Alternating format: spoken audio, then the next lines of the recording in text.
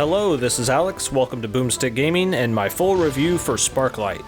This retro-inspired top-down adventure aims to ease you into the roguelite genre, but does this streamlined approach spark the player's interest or leave them feeling light on motivation?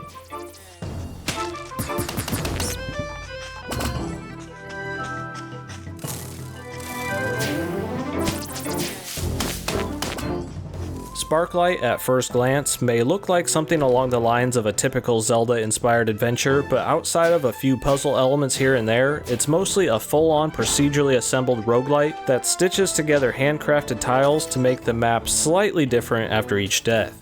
The primary goal is to take down 4 boss titans scattered around the map to unlock the final area, but to do so you'll have to amass some new gadgets, gather tons of money, improve establishments at your home base, and did I mention, gather tons and tons of that Sparklite currency. The majority of the player's progression is tied to bringing back as many of these little gems as possible to make improvements to not only your little town, but also to yourself. Upon defeat, this currency is not lost or diminished, so you can really make this game as easy as you would like by simply farming this over and over until you can just buy whatever upgrade you wish. Some of these upgrades might be patches that allow for permanent statistical improvements to your build, which are pretty fun to mix and match, widgets that act as limited use items that can heal, provide buffs, or attack, and lastly, you can craft new gear from the handful of blueprints that you'll be finding along the way. These new items you can build are introduced in a somewhat cool way that allows you to instantly understand their practical implementation into the game, but are strangely taken straight out of your carrying hands right after you learn how to use them. These items do have some use in combat and the occasional puzzle, but are often not required, essentially only opening up more opportunities to, you guessed it, gather more of that Sparklite currency.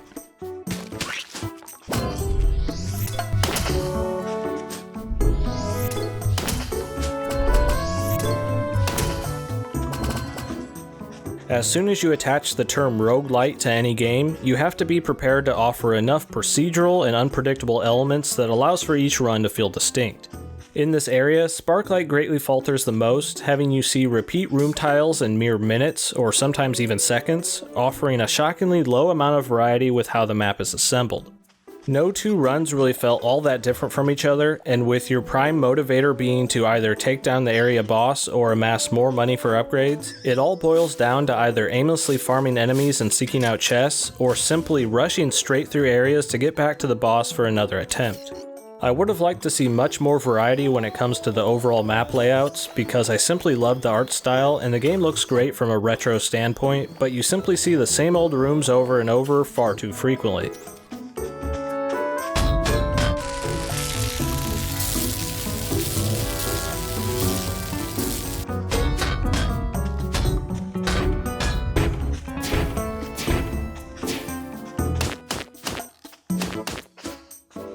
In Sparklite, I realized they set out to make a slightly more accessible way for people to enter the roguelite genre, but in doing so, they ended up making a game so incredibly safe that I actually don't think this is the proper way to highlight the strengths of what makes a good roguelite action adventure.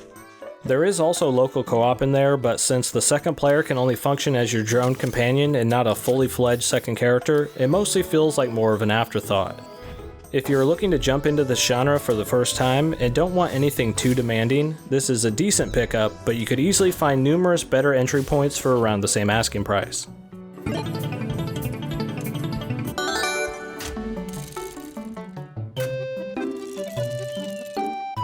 And those are my overall thoughts on Sparklite, and if you happen to enjoy my style of review, consider subscribing to the channel, ringing that little bell icon if you already are, and you can also find me on Twitter at BoomstickAlex. A special mention to these top YouTube members and patrons who support this individually owned and operated channel.